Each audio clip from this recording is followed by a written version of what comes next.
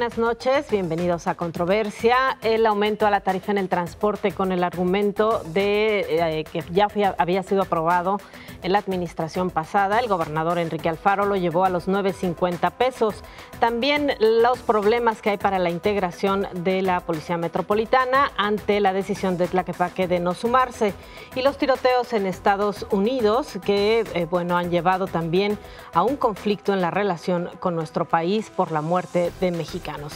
Controversia, bienvenidos, empezamos. Tras el sorpresivo incremento 9 pesos con 50 centavos, se desataron las manifestaciones, que suman 5 hasta ahora, pero sobre todo fuertes críticas en redes sociales al gobierno de Jalisco. Un acto de represión videograbado en la estación Plaza Universidad, donde se ve que policías detienen y golpean a estudiantes, abonó a los comentarios negativos, más aún cuando fueron liberados sin cargos. Insiste el gobierno de Jalisco en mitigar los efectos anunciando descuentos, transbordos gratuitos en algunos casos y regalarán 25,000 tarjetas de prepago. La Federación de Estudiantes Universitarios, por su parte, insiste en que se debe de aplicar la tarifa social, que es de 7 pesos y que solo pueden pagar el 48% de los usuarios del transporte público, algo así como 760,000 pasajeros. ¿Crees que la tarifa de 9 pesos con 50 centavos se compensa con descuentos y transbordos gratuitos? ¿Qué opinas de la reacción policíaca ante las manifestaciones? Comenzamos con el análisis de estos tres temas y le doy la bienvenida a mis compañeros. Primero con el invitado, Mar García. ¿Qué tal? Buenas noches. Buenas tardes, buenas noches a todo el auditorio.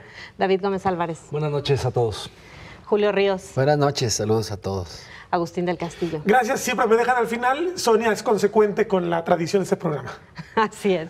Bueno, empezamos con el tema del aumento en la tarifa del transporte.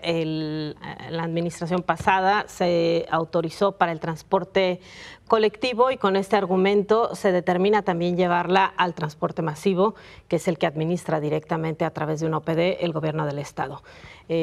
Ha sido una semana de protestas, de movimientos, de anuncios. Omar García, ¿qué podríamos concluir acerca de esto que sucedió en torno a la tarifa del transporte? Mira, el problema creo que más fuerte que tiene el gobierno del estado en este momento es un problema de comunicación. Tenemos 2 semanas con esta discusión y no paramos. Y no paramos porque en principio el gobernador anunció el jueves de la semana pasada un aumento que está desfasado, digamos, a lo que esperábamos, ¿no? Se ha hecho a un lado la tarifa social y aumentar el precio del camión en 2.50, un 35%, por supuesto que va a haber manifestaciones y protestas, unas con intereses partidistas que también son válidos y otras con intereses muy genuinos y sociales. Y estas manifestaciones, que son las de los estudiantes que se dieron en la estación de Plaza Universidad, pues ahí el problema que se generó tienen que ver también con un tema de comunicación. Y es que los chavos se manifestaban de una manera en que fueron sometidos con un exceso de fuerza para algunos, ¿no? Y esta manifestación con un exceso de fuerza lo que ocasionó es otra vueltecita en el problema de comunicación, ¿no? Lo que viene de fondo para mí es que la tarifa es incosteable para el 40% de la población. Creo que es el tema de fondo. Ahí esta disyuntiva existe de verdad, David, entre hacer viable económicamente el servicio de transporte público y lo que pues reclama la población que no puede pagarlo, que no se trata no solamente de no querer hacerlo, sino de no poder pagarlo. Claro, yo creo que el tema del transporte y en general de la movilidad es uno de los pocos espacios de maniobra o digamos de arena de política pública donde los gobiernos subnacionales, estados o municipios tienen manera de equilibrar la profunda desigualdad urbana que existe en una ciudad como Guadalajara. Y en ese sentido, casi en todos los lugares del mundo donde hay un transporte eficiente, limpio, seguro, está subsidiado. No, es el caso también de Guadalajara. El asunto es que la tarifa había estado congelada tanto tiempo, por más de 7 años, que era inevitable su ajuste, pero fue un ajuste muy abrupto, donde en lugar de pagar por un buen servicio, vas a pagar por un servicio que apenas va a mejorar. Y ese cambio tan abrupto, por supuesto, generó inconformidades políticas, sociales y de toda índole. y ahí me parece que el gobierno del estado ya no pudo contener más la presión tanto de camioneras como de transportistas y de la propia OPD, que decías mención, que también ya está en números rojos, y se la jugó con una alza tremenda de 35%, precisamente porque no la pudo deslizar, porque no existen mecanismos para un aumento gradual, como sería el prepago, sino que como tienen que dar cambio y todavía es en efectivo, pues tuvo que ser abruptamente a 9.50, cuando en realidad casi es a 10 pesos, porque muchos no dan vuelto. Y en ese sentido, pues la inconformidad social es muy alta, y el costo político que va a pagar el gobernador y el gobierno del estado en general va a ser muy alto, a no ser que, en efecto, mejore el servicio, la calidad, la seguridad del transporte. Y en ese sentido el gobernador, digamos que pagó por ver. Se la jugó y vamos a ver si da resultados pronto en este año, porque de otra manera pues la gente va a estar muy inconforme. Yo sí creo que, en efecto, la diferencia entre la tarifa técnica, la tarifa económica del costo real del transporte, y la tarifa social, que es el costo real con el poder adquisitivo de las personas, pues sí es muy distinta, y hay una brecha que es la que se debería de subsidiar. Ahora bien, no un subsidio universal, que equivocadamente muchos plantean, sino un subsidio focalizado, segmentado, dinámico, a distintos grupos sociales, a los estudiantes en primera instancia, pero también a los adultos mayores, a una serie de grupos sociales que son los que lo necesitan más y los que menos lo pueden pagar, porque un subsidio universal pues beneficia a muchos que no necesitan el subsidio y que sí lo podrían pagar.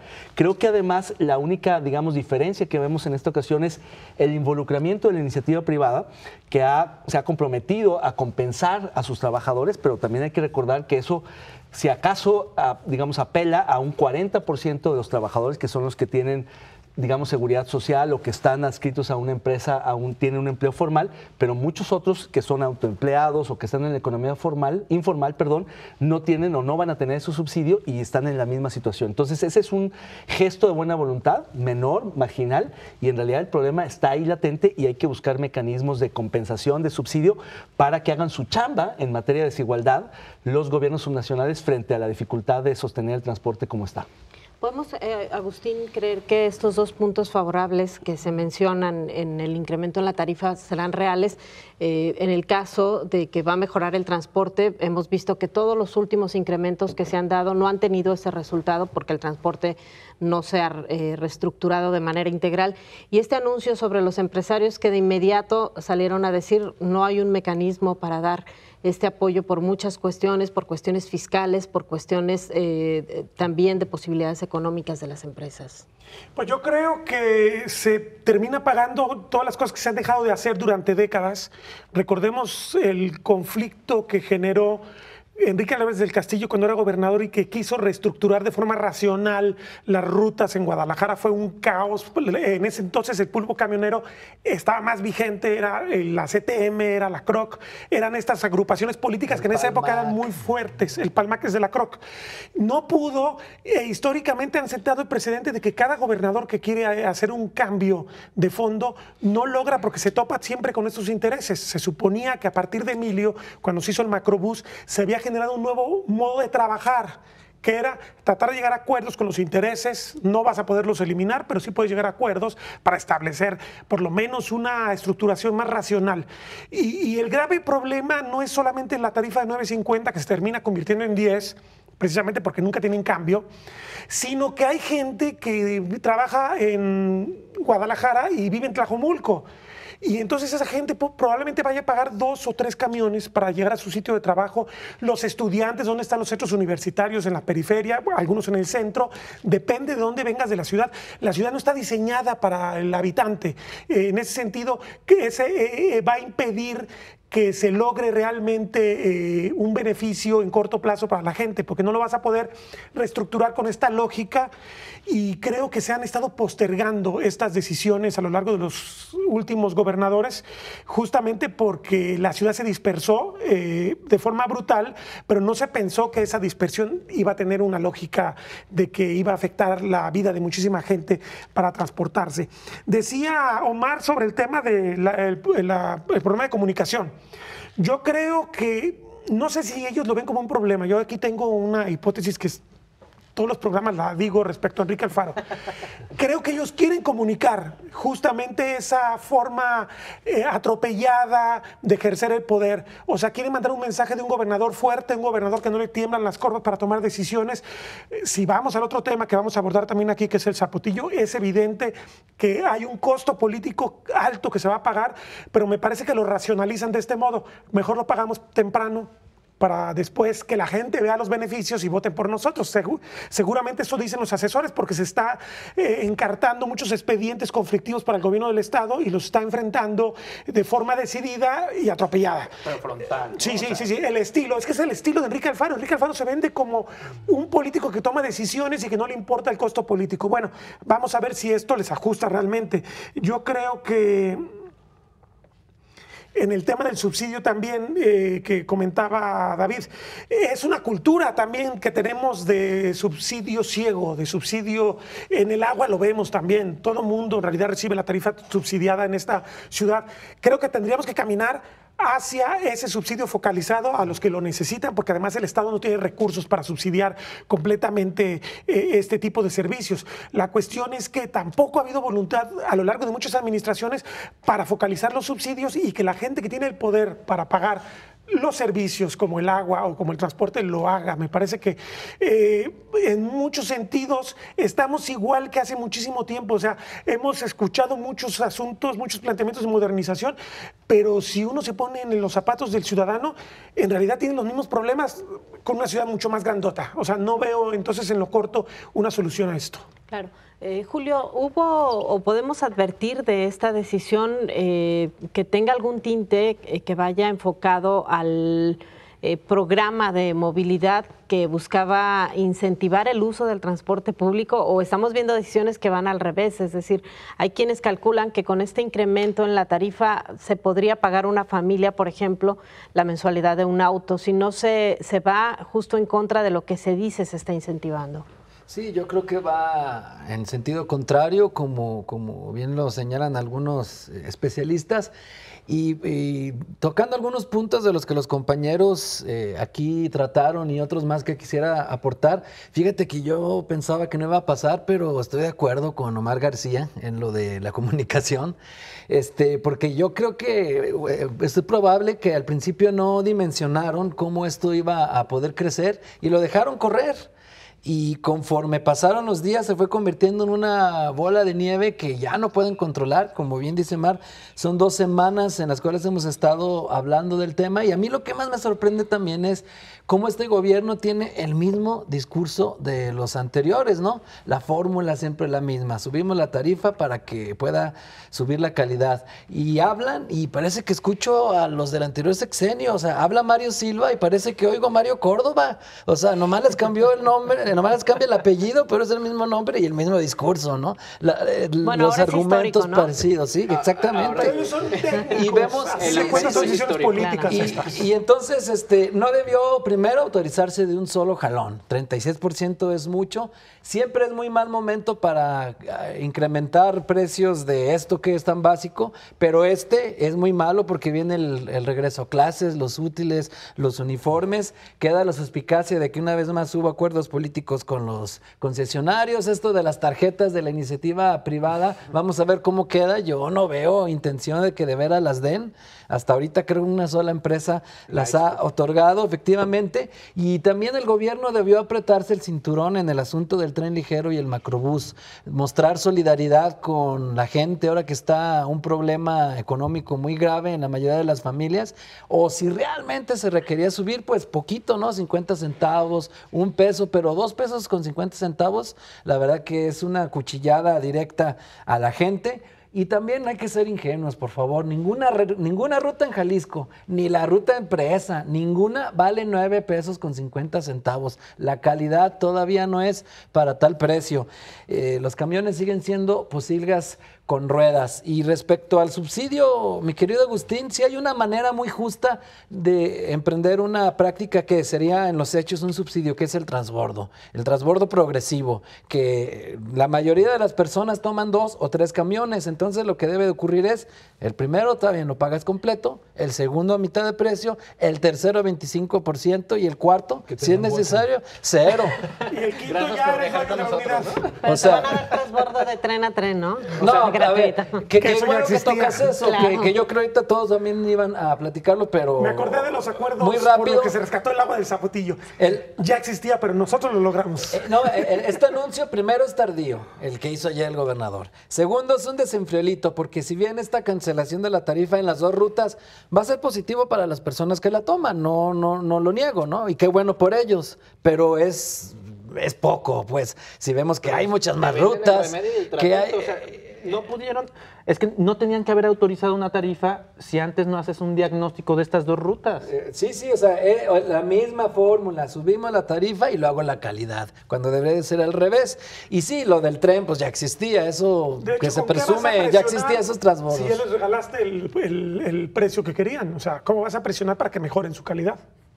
Tal cual. Yo siempre he pensado que mientras no haya una ruta o alguna empresa que haya devuelto una concesión, que haya dicho yo ya no puedo, yo ya dejo de circular, quiere decir que todavía es negocio. Claro. Quizá el negocio sea mucho más estrecho y por eso la mala calidad en las unidades, las descomposturas, los retrasos o el peleo, el pleito por el pasaje. Todo eso no Pero al existe, final sí. del día es y sigue siendo un negocio.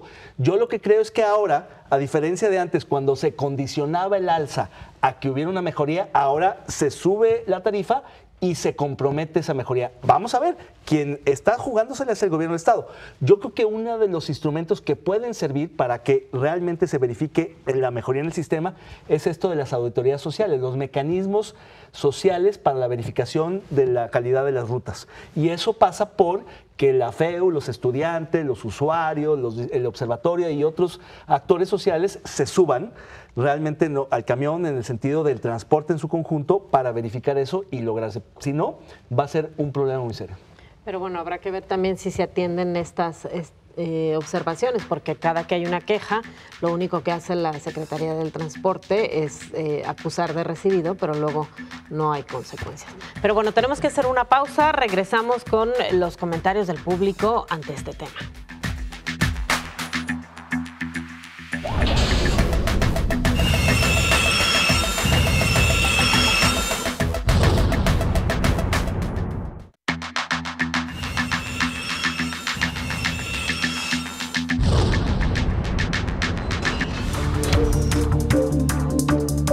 El anuncio de la Policía Metropolitana por parte del gobernador de Jalisco, Enrique Alfaro Ramírez, ocurrió apenas unas horas después del asesinato del fiscal Gonzalo Buitrón.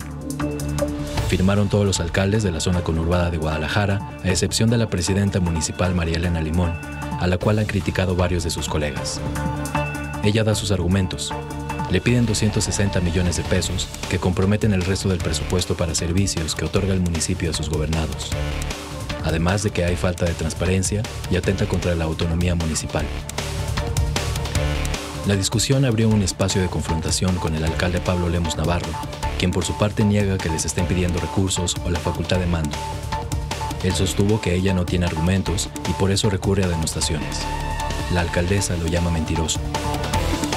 ¿Qué opinas de la posición de la alcaldesa de Tlaquepaque, que asegura que la Policía Metropolitana compromete parte del presupuesto y resulta desventajosa para ese municipio? Bueno, pues ahí está el tema que abordaremos. Antes vamos a comentarios del público a través de nuestras cuentas en redes sociales ante el primer tema que estábamos abordando relacionado con el aumento en la tarifa del transporte público. La tarifa de 9.50 se compensa con descuentos y transbordos gratuitos. ¿Qué opinas de la reacción policíaca ante las manifestaciones? Vamos a los comentarios. Netillo dice, no se compensa, hay muchas situaciones, tantas como pasajeros en el transporte, por lo tanto es difícil generalizar. Y también dice, la reacción policíaca fue la adecuada, esa manifestación no fue pacífica, no podrían esperar algo diferente de parte de la autoridad. Y también se comunica con nosotros Grillando, dice, yo creo que también hay que exigir que baje la gasolina, como lo prometió Andrés Manuel López Obrador en campaña. En más comentarios, Eduardo González Vázquez dice, fue una reacción alfariña. con respecto a lo de la policía. Y Tiempo Lluvioso dice, ¿por qué será que cuando hablan de aumento no hablan de ampliar horario de transporte? ¿Por qué no adoptan modelos ya aprobados en otras partes del mundo como abonos y transbordos?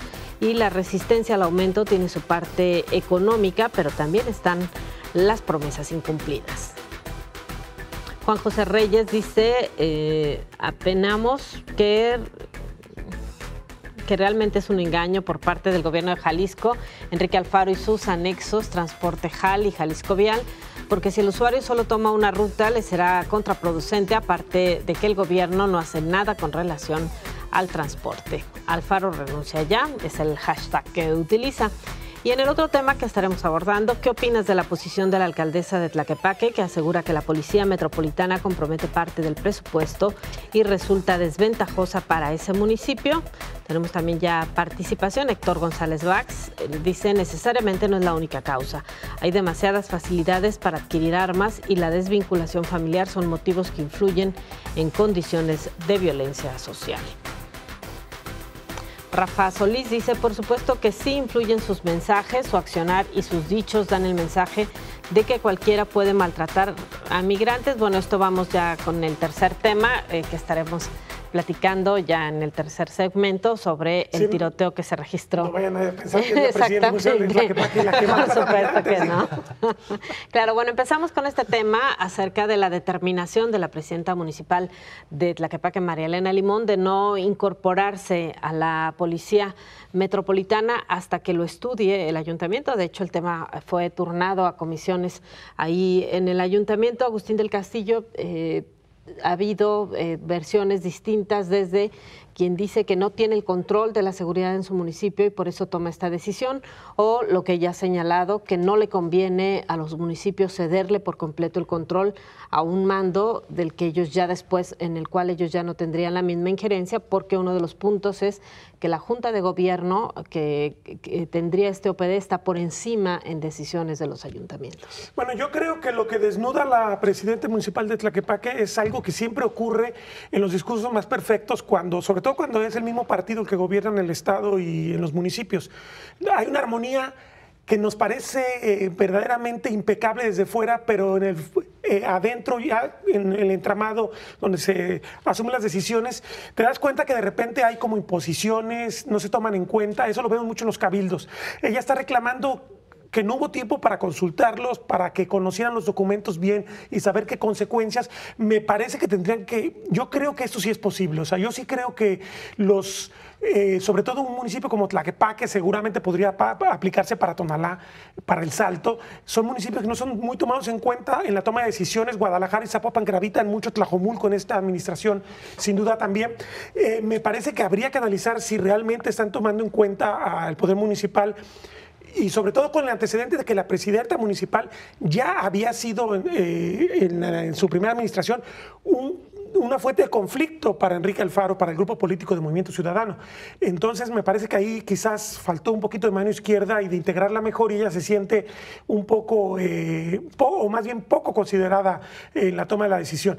Pero lo otro que dices es más preocupante. Me parece que estamos... Desde que yo empecé a reportear hace 30 años, se habla de la necesidad de que Guadalajara tenga un gobierno metropolitano. Creo que coincidiremos que el tamaño de esta ciudad demanda que haya servicios y que haya toma de decisiones a nivel metropolitano. Y en ese sentido, esta policía tendría que responder a una lógica metropolitana, no municipal. Volvamos otra vez a la historia de Álvarez del Castillo. Recordemos que fue el último gobernador que intentó. No, es que fue el último gobernador que intentó la policía intermunicipal. La intermunicipal. Ha habido más intentos. Bueno, pero estamos hablando de fracasos. Bueno, sí, es cierto. Pero son fracasos consistentes, porque siempre sale. Más bien lo que yo quería decir, y creo que es importante aclararlo, es que fue el primero, porque en realidad antes de él no se había intentado las policías intermunicipales. Empezaron con Álvarez del Castillo, y lo que hemos acumulado son historias. ¿Y fue el mejor gobernador? No sé, no es el punto. Eso quizás no lo puedes argumentar tú después. Lo que yo digo es que intentó metropolizar, no lo logró, y los intentos de metropolizar esto han redundado en fracaso. Probablemente el único caso sería el tema del Chiapa con el agua, pero que tampoco es metropolitano ya, porque nomás son 4 municipios, aunque Y hay está... que ver qué pasa con Claro. CAPSA. ¿Por porque qué? ahí también Julio, pasa. Que tampoco es Plan. metropolitano, porque CAPSA nomás es Guadalajara, Tonalá. Zapopan no es CAPSA. Entonces, en realidad, quieren. ¿Por qué en ni- realidad tenemos un montón ni de Tlaquepaque? mostrencos. La metropolización, en ese sentido, es un fracaso. Tenemos mostrencos que no termina de darse un sistema metropolitano y la toma de decisiones es fundamental. Ni el IMEPLAN funcionó. por Julio, ejemplo. la necesidad de coordinación, creo que todos estaríamos de acuerdo en que está sobre la mesa. Sin embargo, ¿valía la pena ir sin consenso y correr el riesgo de que alguien se quedara fuera, como finalmente No, sucedió? claro que no. O sea, de las pocas virtudes que tiene la política bien hecha es esta, el encontrar los consensos y sentarse y pues tratar de que todos los municipios tuvieran condiciones idóneas para firmar este tipo de convenios. Y sí, estamos de acuerdo en lo de la coordinación. De entrada, independientemente del asunto financiero y político, de inicio pues lucía como una buena idea esto de un mando unificado en la metrópoli. Cada gobierno trae su receta, bandazos en materia de seguridad también. Ya vimos con Aristóteles era la fuerza única, ahora esto de la policía metropolitana, que, insisto, sonaba positivo porque un policía de Juanacatlán o de Zapotlanejo, por supuesto, no tiene la misma capacitación ni equipamiento o patrullas de las mismas características que pudieran tener en Zapopan, en Guadalajara, y por supuesto difieren en el salario. Creo que si en los hechos la metrópoli es una misma ciudad, tiene lógica una homologación también en esto, porque los policías municipales están dispersas en muchos aspectos a pesar de ser metropolitanos, sobre todo en los municipios más chicos, y pues ahora creo que el actual gobierno no tiene, las actuales autoridades no tienen margen de maniobra. Ya decíamos hace unos días que este gobierno federal y estatal arrancan en el peor momento en la historia de México y de Jalisco en materia de seguridad, entonces no hay margen de error para las autoridades, y esta creación de la Policía Metropolitana debe dar resultados de forma inmediata, porque si no van a seguir también las manifestaciones de hartazgo, las justicias por su propia mano. Ya vimos hace unos días a un hombre en Tonalá colgado como piñata, ya habíamos visto a algunas mujeres rapadas, que por cierto siempre las exhiben en redes sociales, es una constante en esos hechos que son reprobables. Ahí en San Juan de Dios las que raparon, y también vemos pues cómo se dan estos casos de la gente que se organiza, hace guardias comunitarias para acompañarse al camión, como ocurre en Tlajomulco, y pues entonces es la muestra de que la gente ya está harta, y a ver si esta receta, esta nueva, a ver si funciona, porque no nos queda de otra que aferrarnos ya a este clavo ardiendo, porque estamos muy mal. Omar, ¿las diferencias son políticas o son de fondo? Porque la otra parte sería mucho más peligrosa, ¿no? Armar un Frankenstein que termine por no resolver. Es que lo que dice el acuerdo es que ahora, a ver, esto no es una corporación nueva, esto es ceder los policías a un mando nuevo, que es un comisario, que ya se discutió, ya fue aprobado, es un general, y por supuesto que no son las mismas condiciones las que tiene Tlaquepaque, El Salto y Tonalá en condiciones de seguridad. Ellos están viviendo una circunstancia totalmente distinta a la de Zapopan o a la de Guadalajara. Entonces, lo que vimos es una alcaldesa que decidió decir, a ver, no me vengan a imponer un modelo de policía sin primero preguntarme cuál es la situación que estoy viviendo yo, ¿no? Y en segunda, pues ya hablemos también de pesos y centavos. No es lo mismo las condiciones en que combate la seguridad la policía de Tonalá y de Tlaquepaque a las condiciones de Zapopan. Por supuesto que todo esto se da en medio de un montón de grilla, ¿no? ¿Por qué? Porque la alcaldesa no llega al evento, porque la alcaldesa da una rueda de prensa para decir, y dan además declaraciones totalmente fuera de lugar, y lo que vemos es un conflicto político y no lo que debería de ser más bien resolver un problema que es de fondo y que de verdad ya nos llegó a los aparejos, pues, ¿no?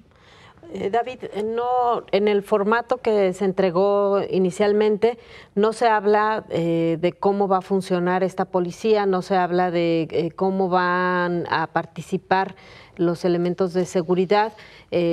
Todavía las decisiones en esta cláusula de dejársela a la Junta de Gobierno, no sabemos cuáles serían esas decisiones ni cuáles serían los alcances. Es decir, vamos con un OPD que no tiene forma en estricto sentido. ¿Qué tan importante es esto y qué tanto tendría que haberse trabajado más en esa parte y tener algo más estructurado? Creo que la premura por la situación de urgencia que vive y enfrenta la ciudad llevó a que el gobernador del estado precipitara la creación de esta organización, de este organismo público descentralizado, que es una figura jurídica que se utiliza para muchos propósitos. Y en efecto, creo que no solo no está acabada, sino que creo que no ha ni siquiera iniciado. Está prácticamente el cascarón aprobado, incluso el comisario prácticamente decidido, pero hay muchos otros temas que todavía no se discuten y creo que además ni siquiera son materia para discusión únicamente de los ayuntamientos, sino creo que de la sociedad en general. Lo que ahí se está discutiendo, o lo que está en juego, nada menos es que la seguridad de la ciudad en su conjunto. Ahora bien, yo creo que también se necesita voluntad política de parte de los alcaldes para entender que este es un juego de suma positiva si lo hacen bien y no de suma cero como lo están entendiendo. Es decir, lo que ceda cada alcalde no va en perjuicio de su propia, digamos, administración o de su propio ayuntamiento. Creo que lo que cada uno va a aportar se les va a regresar en elementos que van a patrullar, en presencia policíaca, en otras cosas. Creo que el déficit que hay para poder igualar las condiciones laborales y demás... No, a ver, pero al no establecerlo no es complicado que luego si tiene una necesidad Tlaquepaque, por ejemplo, al no quedar claro cuáles serían las prioridades o cómo se va a trabajar, que se atienda esa prioridad. Claro, pero creo que el costo de no participar y de no formar parte de esta nueva corporación, que en efecto no es que sea una completamente nueva, sino que es una que se conforma a partir de las aportaciones de cada uno de los ayuntamientos, creo que el costo de no participar es mucho más alto que el costo de participar, aunque le tengas que poner. Creo que debe haber un esfuerzo, visión, generosidad de parte de todos los sectores, incluyendo y empezando por el gobernador, que es el gobierno del estado el que tendría que poner el subsidio inicial para emparejar esas circunstancias. Es decir, a Zapopan y a Guadalajara es a quienes más les conviene porque los demás se tienen que igualar a su condición, que es mucho mejor que la de los demás. A otros les va a costar más trabajo. Pero quien debe entrar en subsidiar ahí es el gobierno del estado para hacer... Son policías de Zapopan que dicen, yo no me voy a ir a la corporación porque me va a tocar cuidar Tlaquepaque. No necesariamente, porque ahí también está por verse la rotación y demás, pero creo que eso también es sano. Porque pero el muchos está por policías... verse no es justamente lo que dice la presidenta municipal. ¿Por qué crees que entonces Pablo Lemos ha dicho, a ver, yo ya me comprometí con los policías de que ellos se van a quedar a cuidar Zapopan? Entonces, ¿qué lo hace novedoso? No hay prácticamente nada novedoso. Lo novedoso sería que ocurriera y funcionara, que es lo que no ha existido hasta ahora. Es decir, ha habido puros intentos fallidos. El último es el de la Agencia Metropolitana de Seguridad, que desde el IMEPLAN se lanzó y fracasó, y los anteriores antecedentes hasta cuando inició Álvarez del Castillo. El punto es que, hoy lo que está en juego es una situación mucho más crítica que anteriormente, y yo sí creo que el costo que pagaríamos, no solo como sociedad, sino en particular Tlaquepaque como municipio, de no entrar, es altísimo. Y creo que hoy tiene que haber generosidad, visión y sobre todo un compromiso de largo plazo. Paradójicamente, ya lo decía Agustín, no es más fácil integrar una iniciativa metropolitana con gobiernos unificados del mismo color, del mismo signo partidista, que diverso. Al contrario, creo que ha habido mejores condiciones cuando hay diversidad, porque en efecto, al interior, aunque desde fuera parezca que hay un gobierno unificado, en realidad es mucho más diverso Pues la agenda de seguridad comenzó así, con gobiernos de oposición en los ayuntamientos y con un gobierno del estado que era del PRI. Claro, a mí yo lo que creo es que al final hay mucho más, digamos, expectativa puesta sobre el mando y la dirección de la corporación que sobre cosas que son mucho más importantes, como son la profesionalización de los cuerpos policíacos, que tienen que moverse hacia policías científicas, investigadoras técnicas y estratégicas que están patrullando. Yo siempre he dicho la broma que hace Cepeda Lecuna, que las estrategias hoy que existen en los municipios son francamente malas, que son como cuando son equivalentes a que los bomberos salgan a buscar incendios a la calle. Sin datos, sin evidencia, sin información, prácticamente están buscando a ver a quién se encuentran. Y nunca vamos a resolver el problema de la inseguridad con más patrullas y más policías en la calle. Se va a resolver con mucha más técnica, mucha más información adentro de las corporaciones con los comisarios. Creo que están perdiendo el enfoque los alcaldes y no están viendo que lo que está más importante es que lo que aporten, sean pocos o muchos, sean buenos elementos. Y eso es lo que los chicos están así como pero los la policías gente de Chespirito, demanda también la presencia visible del policía. Aquí tenemos dos tensiones. Que inhibe, ¿no? La gente no ve policías en la calle, no ve patrullas, ocurre algo y tardan muchísimo rato en llegar. Me parece que tendríamos que generar una conciliación, tal vez un piso. Tendría que seguir siendo policía cercano a la gente. Tienes policías chicas con poco dinero y además sumamente infiltradas. No, eso es cierto. Claro. Bueno, tenemos que ir a una pausa. Vamos a hacer... 2 semanas más. ¿Se acuerdan de mí? Seguramente. Bueno, ya Julio trajo por ahí el vaticinio, así que vamos a verlo. Hacemos una pausa, regresamos a concluir con el tercer tema.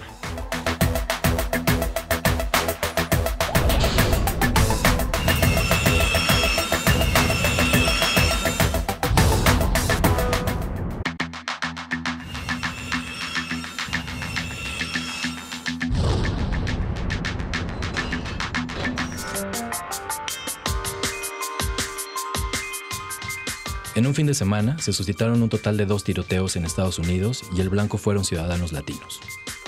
Respecto al ataque en El Paso, Texas, ocurrió sobre un centro comercial y el saldo es hasta ahora de 21 personas muertas y 26 lesionadas. El norteamericano Patrick Crusius fue detenido en flagrancia, no opuso resistencia, reconoció su conexión con la supremacía blanca y que el crimen fue por odio a migrantes. En Dayton, Ohio, el saldo fue de 9 personas muertas, incluyendo al responsable que fue abatido por la policía. También hay pistas para una conexión con racistas blancos.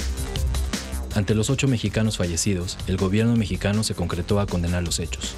El presidente Andrés Manuel López Obrador pidió a Estados Unidos leyes sobre venta de armas más estrictas, pero en ningún momento se abordó la vinculación de estos hechos con los discursos de odio y antiinmigrantes de Donald Trump. Se ha criticado su tibieza. ¿Consideras tú que los mensajes de Donald Trump sobre los migrantes latinos influyen en los ataques y tiroteos ejecutados por la llamada supremacía blanca? Bueno, pues este tema que ha acaparado la atención de los medios en el fin de semana, luego de los hechos que se registraron, tenemos de hecho respuestas a esta pregunta que planteamos acerca de lo sucedido, en particular este caso de El Paso, Texas, en donde perdieron la vida 8 mexicanos y la respuesta que ha habido por parte del gobierno de México. Tenemos por ahí la pregunta: ¿consideras que los mensajes de Donald Trump sobre migrantes latinos finalmente influyen en los ataques y tiroteos ejecutados por la llamada supremacía blanca?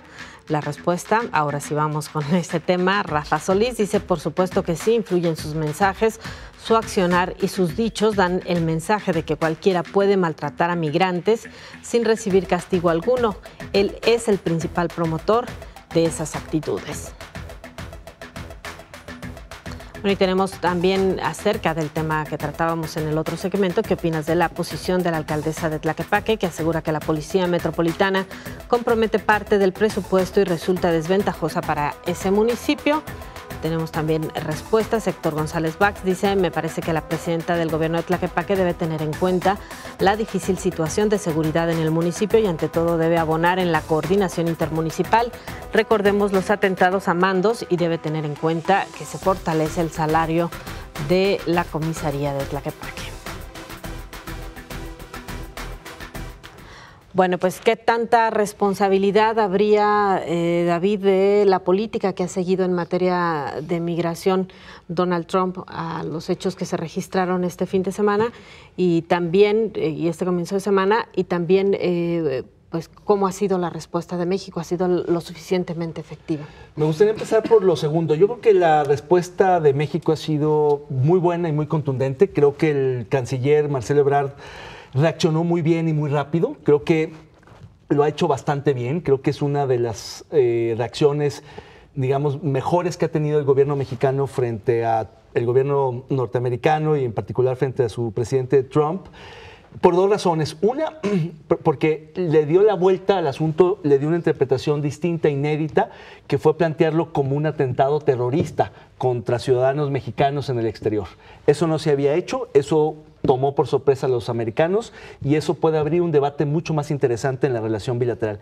Y segundo, porque movilizó a las autoridades consulares de una manera pues no vista antes, en el sentido de la forma en que acudieron, auxiliaron y denunciaron el tema, y creo que un manejo de redes y de comunicación bastante bueno.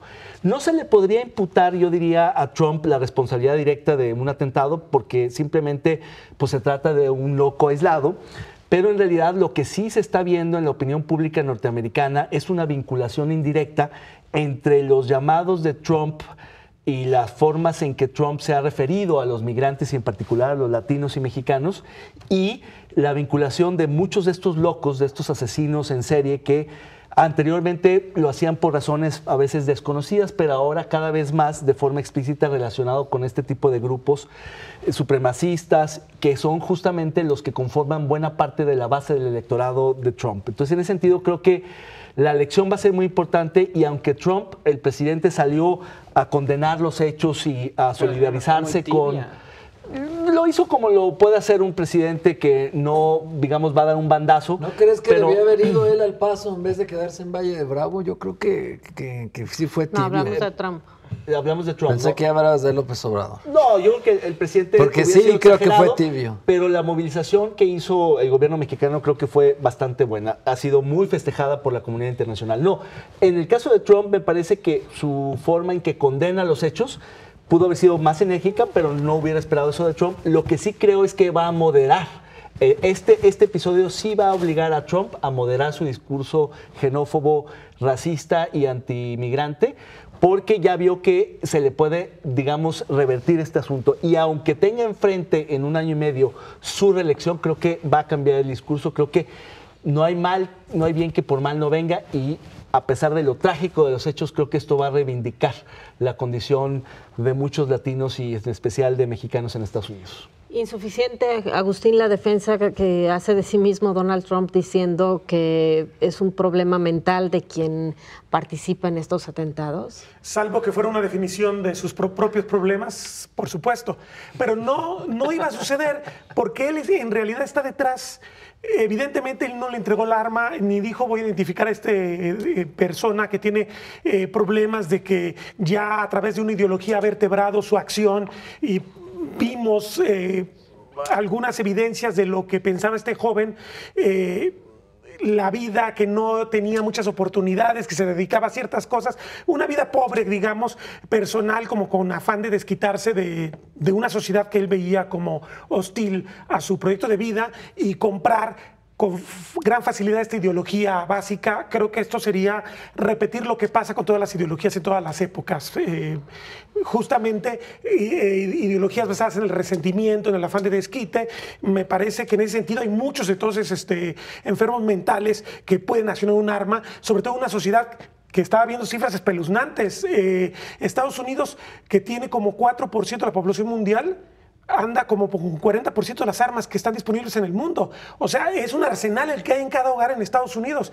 Evidentemente, se puede tener discursos de odio, ideas de odio, pero si tú tienes un arma a la mano, la puedes llevar a la ejecución o puedes no llevarla. No es lo mismo golpearte que asesinar con un arma de fuego. Y este es el gran problema de la sociedad norteamericana, que bueno, es un problema que no nomás ocurre con los supremacistas. En general, es una sociedad en la cual se apela al uso de las armas de forma, incluso al grado de que lo ven como un derecho constitucional.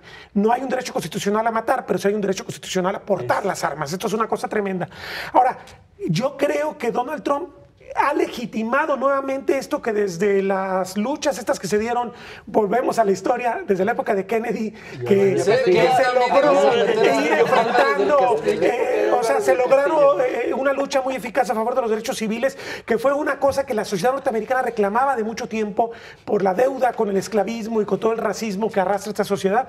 Bueno, Donald Trump volvió a abrir esa puerta siniestra que le ha dado tanta tragedia a Estados Unidos, y me parece que está instalado para muchos de sus votantes. Es perfectamente legítimo. Justo como cuando Hitler asume el poder, pues la gente consideró entonces que podía sacar sus prejuicios antijudíos, porque ya tenían una carta de legitimación ante la opinión pública. Es el mismo efecto. Me parece que en ese sentido es el gran responsable de todo lo que está pasando con la comunidad mexicana. Y simplemente, bueno, si bien sí fue una respuesta digna del canciller, porque el canciller es de lo mejor que tiene el gabinete de Andrés Manuel López Obrador, sigo viendo mucho temor en el presidente de la República a enfrentar a Donald Trump. ¿No tenía que ser entonces, Julio, esta área que es justamente la Secretaría de Relaciones Exteriores, la encargada de resolver los asuntos de nuestro país con otras naciones, la que atendiera directamente el tema?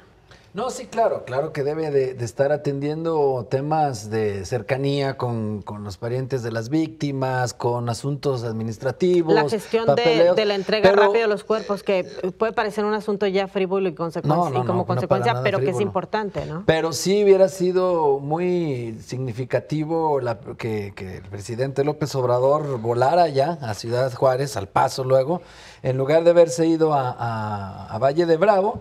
Y creo que también le faltó una declaración más contundente. Estoy de acuerdo con Agustín, inverosímil, pero estoy de acuerdo con Agustín en que tiene temor a enfrentarse con Trump.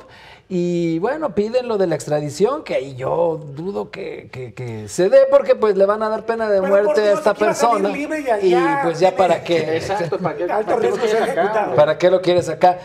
Y nada más para tratar de responder, que ya lo hicieron bien los compañeros de la pregunta inicial. Yo creo que el discurso de odio de Trump sí tiene mucho que ver, porque si bien está la facilidad para adquirir armas y esta cultura de la violencia que hay en Estados Unidos, que luego Donald Trump dice que hasta son los videojuegos, desde que me acuerdo han querido culpar a Marilyn Manson, a Rambo y a los Ataris y a los Nintendos, pero bueno, eso es absurdo.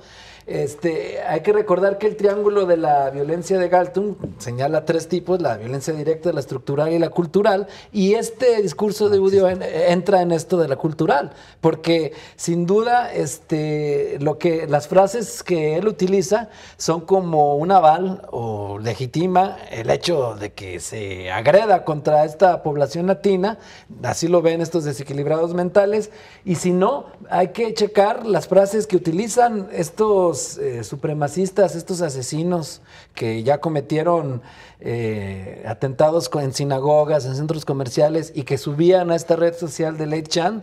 Son las frases que utilizaba también Donald Trump, de decir invasión, inmigrantes que quitan empleos a nativos. Incluso mismo que subió también su manifiesto hablaba a favor del muro. Entonces, por supuesto que si ese discurso de odio no tiene que ver con esto, es absurdo no pensarlo, ¿no? Este discurso de racismo y encono, estoy de acuerdo, se le convierte en una bomba de tiempo a Trump y ahora se le revierte. Era su bandera favorita rumbo a la reelección, y pues ahora yo dudo que lo vaya a matizar, quizá estos días, pero con la cercanía de las elecciones probablemente vuelva a caer en lo mismo, porque aunque nos duela aceptarlo, aunque nos dé escalofríos, esto de en la América profunda, esta ideología de la supremacía blanca está más arraigada de lo que creemos. Omar, ¿habrá un cambio? ¿Podemos esperar un cambio en el discurso, al menos, de Donald Trump? Yo, la verdad es que lo dudo. Yo sí creo que conforme se vayan acercando las elecciones, va a volver a resurgir este discurso que lo que busca es confrontar, ¿no? O sea, de repente son los latinos, de repente son los afrodescendientes, de repente son los chinos. O sea, él busca siempre como esta manera de confrontar y de buscar con quién pelearse, pues, ¿no? Es en primera instancia. La segunda es, yo sí creo que esta parte de los shootings, de los disparos, es muy común en los Estados Unidos y tiene que ver con este acceso a las armas. O sea, en este Walmart donde se da el tiroteo, vendían armas, pero además estaban de oferta, los niños tienen acceso a ellos, es más fácil comprar un arma que quizá un six de cervezas. Entonces, por supuesto que todo eso tiene resultados, y lo que hace propiamente el discurso de Trump es legitimar, ¿no? O sea, si tú odias, puedes utilizar el derecho constitucional de portar un arma y entonces quizá no utilizarla y matar, pero sí tienes el derecho a utilizarla. Pues ¿para qué son las armas, vaya? ¿No? O sea, el fácil acceso que tienen los estadounidenses a las armas, creo que es lo que deberíamos de estar discutiendo. Ahora, David, ante esta política que ha seguido el presidente Donald Trump, ¿hay manera de proteger al migrante en Estados Unidos, al migrante mexicano, sobre todo después que México ha aceptado también llevar a cabo algunas de estas políticas contra migrantes de otros países en territorio nacional? Sí, hay dos tipos de mexicanos en Estados Unidos, los que tienen documentación y los indocumentados. Los que tienen documentación tienen acceso a muchos más servicios y protección, los indocumentados no, pero yo creo que aquí estamos hablando de una violación, pues no solo a los derechos humanos, sino a la vida misma. Entonces, no hay protección posible frente a la posibilidad de que un demente con un arma te intente matar o herir. Entonces, en ese sentido, me parece que son casos muy aislados, pero con un impacto simbólico muy fuerte. Yo difiero de mis compañeros en el sentido de que creo que a pesar de que el discurso xenófobo, antimigrante de Trump ha logrado que tenga seguidores y bases importantes, también hay un segmento de la población que tiene límites frente a ese pensamiento, sobre todo cuando se materializa en, no digamos del asesinato de migrantes, sino en el maltrato a migrantes. Es decir, hay una diferencia muy clara entre aquellos americanos del Estados Unidos profundo que en efecto ya no quieren más migrantes, que quieren frenar la migración, que están, digamos, totalmente de acuerdo con la política exterior estadounidense, y esos mismos que están en una tesitura muy distinta de maltratarlos, de esclavizarlos o incluso de matarlos. Creo que la opinión pública americana, que la han medido distintos medios, está muy claramente en contra de lo que sucedió, y ese es a lo que me refiero con la posibilidad de que se le revierta ese discurso a Trump y pero que lo obligue a matizar. Que toda la América profunda está dispuesta a matar latinos. Pero es evidente que hay dos contrapesos, o sea, que hay una cultura también, una ética social, una ética incluso religiosa en ellos presentes que hablan no matarás. O sea, me parece que eso también tiene importancia. Pero con el tiempo la ideología tiene ese efecto de ir erosionando la moral, la posición personal, y sobre todo cuando tú estás vendiendo la idea de que esto es una urgencia, esto es algo radical, vas obviando cada vez más y tus decisiones son cada vez mucho más drásticas. O sea, así han funcionado todas las ideologías asesinas en el siglo XX y en lo que va del siglo XXI. No estamos diciendo tampoco que provoque todavía que siga habiendo atentados, sino que gane las elecciones simplemente porque simpatizan todavía muchos con ese discurso de Trump. Y por el modelo electoral en el que está construido Estados Unidos, yo sí creo que es posible que si sigue con este discurso de buscar confrontar, lo va a encontrar. Va a encontrar una posible victoria en un año y medio. Bueno, sus adversarios demócratas tendrían que tener el talento para convertir en una desventaja ese discurso. Pues ayer habló Obama.